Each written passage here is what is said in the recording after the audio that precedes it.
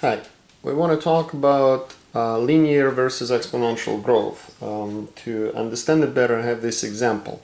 So we have two diseases. One is disease A, and on day one we have 5,000 people infected with that, and then each day the number of infected individuals goes up by 5,000. Another disease is disease B, and that one on day one has only one person infected with it, but the number doubles every day. So we don't consider either one of them to be deadly, but they're annoying. We have to stay in bed and all that, so you'd rather not get either one of them. So let's see how it's going to work. We're going to do it for 7 days. So this one goes up by 5,000 each day. So we're pretty much adding 5,000. So day 2 is going to be 10,000. On day 3 it's going to be 15,000. You can continue the pattern. 20,000. On day 5 is going to be 25,000. On day 6 is going to be 30,000. And on day 7 it's going to be 35,000. Okay. With disease B, we have one person on day 1, multiply it by 2, 2, multiply that by 2, 4, multiply that by 2, you get 8, multiply that by 2, it gives you 16, multiply that by 2, 32, multiply that by 2, you get 64. So by day 7, we have a lot more people infected with disease A, a lot more than disease B. So the question is, what's going to happen by the time we reach day 30? How many people will be infected with each disease? So let's compare how this is going to work, but of course we don't want to sit there and do the computations day by day. We want to come up with a way to do it faster. So disease A represents an arithmetic sequence. You go up by the same amount each day.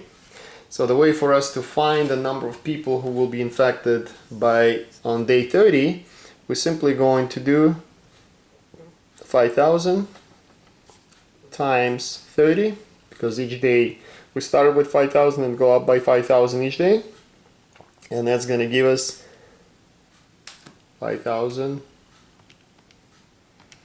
times 30. That's going to give us 150,000 people infected on day 30 with disease A. Disease B is a little bit more challenging as far as the way it works, because everything gets doubled. So the way you compute this is you are going to take the value the first day, and then you're going to multiply it by 2, and you're going to raise it to the power 30 minus 1, which is going to account for 1 less because we start with 1 and then we want to get 29 more days after that. So I don't think we can do this easily by hand, but if you raise 2 to the power 29, you are going to get a pretty big number. Okay, that number is going to be, I did the math right here, this is 870,912.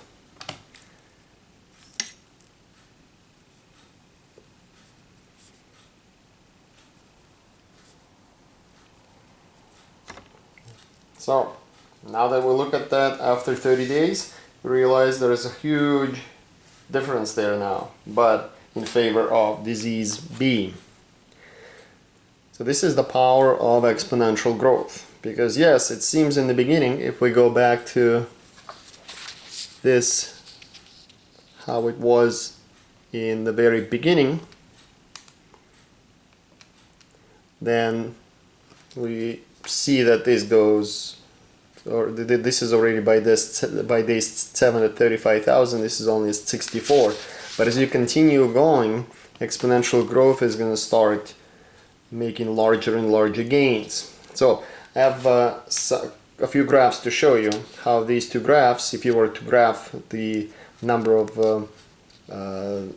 infected individuals for both diseases. So it's going to look like. So this is the model for the red graph represents disease A. You can clearly see it's at 35,000 here somewhere on day 7.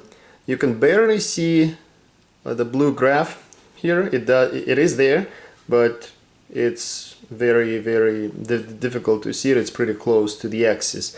Our scale here, we go up by 2000, so you can barely see it. You remember it was only 64 here. I'm going to show you what it looks like a few days later. So this is day 17 here. Well, this is day 16, day 17. So somewhere between days 16 and 17, the exponential function, which is what the blue graph is going to go higher. And now we're going to have more people infected with disease B than we have with disease A. I'm going to show you what it looks like for 30 days. So for 30 days, you can barely see now. This is the red graph down here. You can barely see it. And this here goes to our hundreds of millions. So this is the one thing that is very important to understand when you talk about exponential growth, that exponential growth is going to be allowing for value to increase much faster than just linear growth. Okay, so I hope this helps.